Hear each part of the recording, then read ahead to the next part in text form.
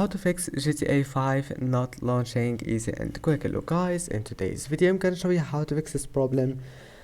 If you want to fix it, all you need to do first, just open settings and then go to gaming, turn off Xbox game bar, and then go to game mode, turn it on, go to graphics settings, turn on this option, you will find it like that, turn it off, and that's it. Now just go back, go to privacy, scroll down, go to background apps, turn off this option here, and now go to task manager, then go to startup. Now close all the applications that you don't want it to start when you start your computer, and that's it.